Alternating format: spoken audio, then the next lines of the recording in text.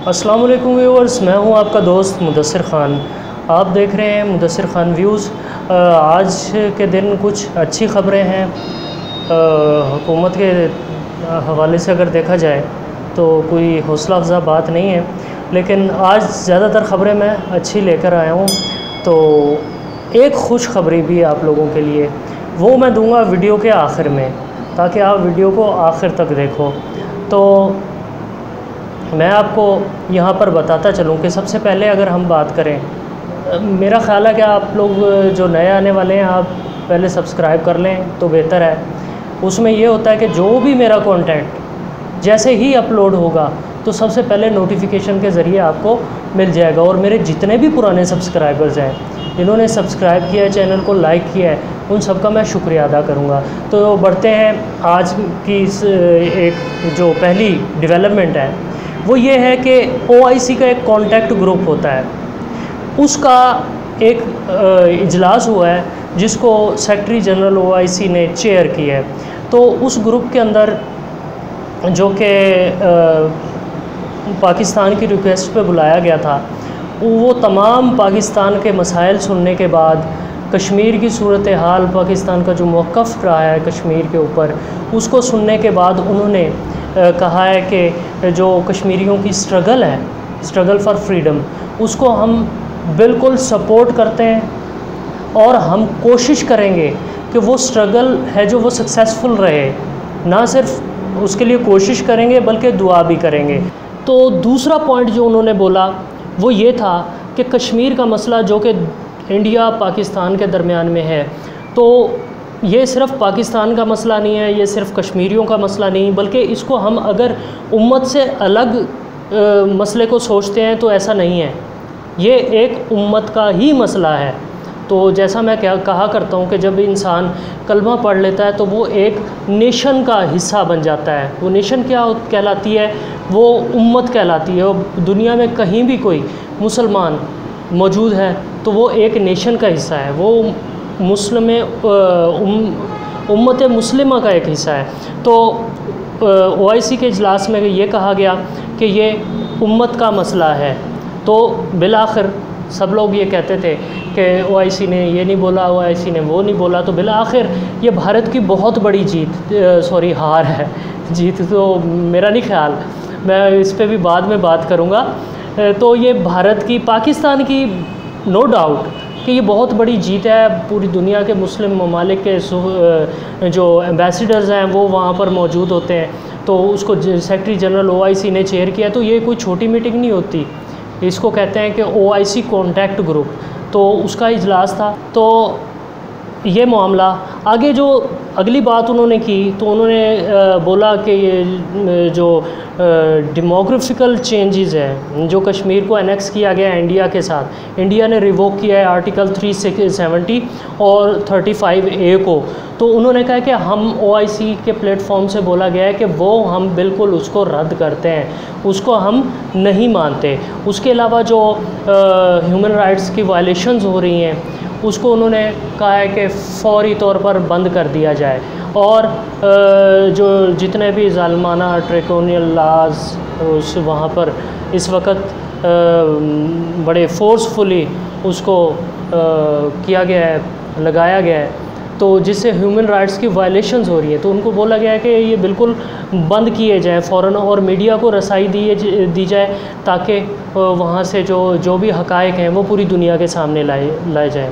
अब दूसरी डेवलपमेंट जो हुई है वो फवाद चौधरी का, जो उन्होंने एक गैर मुल्की नशियाती इदारे को इंटरव्यू दिया है, तो उसमें उसका वावेला बहुत ज़्यादा मच गया है और वो मामला यहाँ तक कि काबीना के अंदर भी पहुँच गया है। तो वहाँ पर बहुत ज़्यादा मसले हुए, जिसमें फवाद चौधरी साहब ने कहा है कि जो बड़े हैं PTI के, उनकी वजह से PTI बिल्कुल अपने काम के ऊपर फोकस नहीं कर रही, और वो बिल्कुल आपस की लड़ाइयों की वजह से गैर फ़ायदा उठा रहे हैं, और वो जिस तरह जो मैनिफेस्टो था PTI का, उस तरीके से उसको इम्प्लीमेंट नहीं किया जा सका। तो फवाद चौधरी साहब के इस बयान की वजह से जब काबीना का इजलास हुआ तो वहाँ फैसल वावडा ने बहुत ज़्यादा इसके ऊपर बुरा मनाया, जिसको इसकी निशानदेही करने वाले असद उमर थे और इसको एंडोर्स किया शाह महमूद कुरैशी ने। तो भाई ये क्या मामला है, ये ऐसा नहीं करना चाहिए था। जिस पर फवाद चौधरी ने अपनी सफाई में ये कहा है कि ये जो है कि उन्हें आउट ऑफ द कॉन्टेक्स्ट इस बात को लिया गया है, ऐसा उसका मकसद नहीं था। तो फवाद चौधरी साहब का अच्छा ये मामलात इतने गर्म हो गए थे कि फैसल वावडा को इजलास छोड़ के जो वज़ीर आज़म साहब हैं वो ले गए अलग कमरे में और उनको समझाया कि अभी वो ठीक है, आप लोग जो भी है मामलात सही हैं तो कूल डाउन करो अपने आप को। उसके बाद उन्होंने काबीना के इजलास में ये बोला कि तमाम वज़रा को बोला गया कि आप लोग वहाँ पर कोई भी बयानबाजी से इज्तनाब करें, बिल्कुल आप केयरलेस हो जाते हैं। फवाद चौधरी की अगर बात की जाए तो बहुत आउटस्पोकन है, आपको पता है। तो जो मामला थे ये नहीं कहा जा सकता कि फवाद चौधरी साहब गलत बयानी कर रहे हैं, नहीं गलत बयानी नहीं कर रहे हैं, बिल्कुल सच कह रहे हैं, पूरी दुनिया को नज़र आ रहा है कि ऐसा है। लेकिन उनका ये भी इंटेंशन नहीं थी उनकी कि जो है पीटीआई की साख को नुकसान पहुंचाया जाए। बहरहाल इससे नुकसान तो होगा। अब अगली डेवलपमेंट की तरफ चलते हैं तो कुछ इंडिया की बात कर लेते हैं। यहाँ पर मैं आपको बताता चलूँ कि इंडिया और चाइना का जो आउटस्टैंड है उसके ऊपर जो फेस ऑफ है वो कन्फ्लिक्शन है उसके ऊपर, लद्दाख के ऊपर, तो उसमें उसके सिलसिले में 11 घंटे की मुलाकात करते हैं जनाब जनरल इनके आर्मी के जनरल जो इंडिया के हैं और चाइनीज़ जनरल के। 11 घंटे की तवील मुलाकात, मिन्नत समाजत और तरले मिन्नतों के बाद इंडिया को इस नतीजे पे पहुंचा इंडिया कि उनको अपना एयर डिफेंस सिस्टम वहाँ जाके लद्दाख बॉर्डर के ऊपर लगाना पड़ गया, डिप्लॉय करना पड़ गया। तो मतलब यह है कि चाइना बिल्कुल 1 इंच भी पीछे हटने को तैयार नहीं है और वो नहीं हटेगा। उन्होंने बहुत साफ गोई से बता दिया कि उन्होंने इंडिया को कहा है, वार्न किया है कि उन्होंने कहा है कि ये इलाका बिल्कुल आपको छोड़ना होगा और इंडिया को ऐसा करना पड़ेगा। आगे बात कर लेते हैं कि इंडियन फ़ौज के जो मोराल की इंडिया बहुत ज़्यादा उनके हाइप क्रिएट की हुई है इंडिया ने कि हम बोने फ़ौजियों को, हम इन फ़ौजियों को हम ये कर देंगे, हम वो कर देंगे, जिस तरह महाभारत चल रही हो। यहाँ कोई इंडियन फ़िल्म या कुछ तमिल फ़िल्म इनकी जो इंडियन होती हैं तो वो बहुत बड़ी अजीब तरह की होती हैं, तो ऐसा इंडियन मीडिया में दिखाया जाता है, हाइप क्रिएट की गई है। लेकिन अगर इंडियन फ़ौज की बात करें जिन्होंने लड़ना है असल, तो उनका 250 फ़ौजी मर गया। उसके बाद मोरल बहुत ज़्यादा डाउन है, बहुत ज़्यादा डाउन है इंडियन फ़ौजियों का। और एक वीडियो जो गर्दिश कर रही है जिसमें इंडियन फ़ौजी रो रो के कह रहे हैं कि वो सब कुछ ख़त्म हो गया। तो मेरा ख़्याल है जो भारतीय फ़ौज और उसकी इस गोदी मीडिया को समझ लेना चाहिए कि अगर इन्होंने अपनी रविश चेंज ना की, अपना तरीक़ाकार, अपना रवैया चेंज ना किया तो वाकई सब कुछ ख़त्म हो सकता है। उसके बाद मैं बात करता हूँ कि जो ब्रिटिश रूल था जब, तो उस वक़्त एक गोरखा रेजिमेंट फ़ोर्स तैयार की गई थी जो कि नेपाल के फ़ौजियों पे मुश्तमिल थी। ब्रिटानिया के ब्रिटेन के जाने के बाद उन्होंने इसका कॉन्ट्रैक्ट करवा दिया इंडियन आर्मी के साथ। तो 80,000 आर्मी पर्सनल्स का ये एक रेजिमेंट है जो कि तमाम नेपाली लोगों के ऊपर मुश्तमिल है, जो कि सिटीज़न तो नेपाल के हैं लेकिन वो सर्विसेज जो देते हैं वो इंडिया के लिए देते हैं। और उन्होंने बहुत सारे मसाइल में इंडिया का भरपूर साथ दिया और उन्होंने साबित किया कि गोरखा रेजिमेंट वाकई नंबर 1 रेजिमेंट है।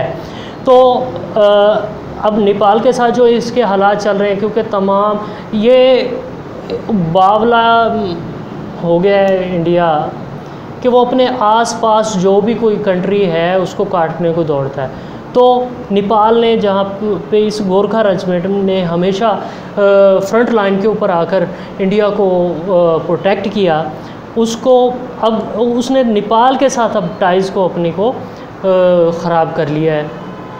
तो नेपाल जब गोरखा रेजिमेंट के पर्सनल्स छुट्टियों के ऊपर नेपाल गए हुए थे तो अब नेपाल ने ऐलान किया है कि नेपाल के जो गोरखास हैं वो चाइना के ख़िलाफ़ नहीं लड़ेंगे, मतलब वो इंडिया के लिए काम नहीं करेंगे। अब अगला, अब यहाँ पे एक पश्तो की मुझे एक मिसाल याद आ रही है, ज़रबुल मिसल के ज़ा गज़दा मैदान। तो इस अगर ज़रबुल मिसल को जहन में रखें तो मोदी का हाल वो हो गया है कि एक बहुत बड़ा ग्राउंड होता है और उसके आसपास तमाशा ही हैं, और मोदी की धोती उतार के इसे दरमियान में जाके खड़ा कर दिया जाए तो मोदी कैसे भागेगा, कभी इधर भागेगा कभी उधर भागेगा, तो इसे छुपने के लिए जगह नहीं मिलेगी। तो भारत के मोदी साहब का यही कुछ हाल चल रहा है कि वो रशिया में जाके उनके जो राजपाल यादव साहब हैं, वो उनके आई थिंक जो डिफेंस मिनिस्टर हैं, रशिया में जाकर वो चाइना वालों के गिट्टे गोडे सब पकड़ रहे हैं, समझ गए आप। तो लेकिन वहाँ पर अब मामलात किस तरफ जाते हैं, चाइना बिल्कुल तैयार है फ़ाइट के लिए, इधर से इंडिया ने भी अपनी फ़ौज लगा दी है, तो एक गोली छोटी सी चिंगारी इस पूरे खित्ते को अपनी लपेट में ले सकती है। और मेरा ख़्याल है इंडिया की तबाही बहरहाल है। 1962 में इसने लेसन सीखा था, अब शायद उससे बड़ा लेसन सीखे, क्योंकि 1962 में जो लेसन सीखा था उससे बड़ा लेसन ये सीख चुके हैं। अब इसके बाद अगर कुछ करते हैं तो उसमें इंडिया की बिल्कुल तबाही होगी। तो आखिर में मैं पाकिस्तानियों के लिए एक खुशखबरी का जो मैंने शुरू में ज़िक्र किया था उसके बारे में बताता जाऊं कि सऊदी गवर्नमेंट ने ये ऐलान कर दिया है कि हज इस दफ़ा मौकूफ़ नहीं होगी बल्कि हज ज़रूर होगी। तो तमाम मुसलमानों के लिए ये नहायत खुशी की ख़बर है, और मैंने चाहा कि आप लोगों को ये खुशखबरी ज़रूर सुनाई जाए, लेकिन मैंने एंड पे रखी ताकि हम मेरी वीडियो ज़रूर देखें। तो खैर आप लोगों के लिए बेस्ट ऑफ विशेस। तो ये हज जो होगी ये उस तरीके से नहीं होगी कि millions of people come around the globe for to perform Hajj, लेकिन यहाँ पर मैं आपको बताता चलूँ कि वो लोग जो सऊदी अरब के अंदर ऑलरेडी मौजूद हैं सिर्फ़ उनको इजाज़त होगी कि वो आके हज कर सकेंगे। तो आज के लिए मैं इतना ही कहूँगा। तो मोदी जी आप तो फिर सोचों में गुम रहो, भारतीय मीडिया को चहकने दो। तो अगले व्लॉग के लिए मुझे इजाज़त दो। अल्लाह हाफ़िज़।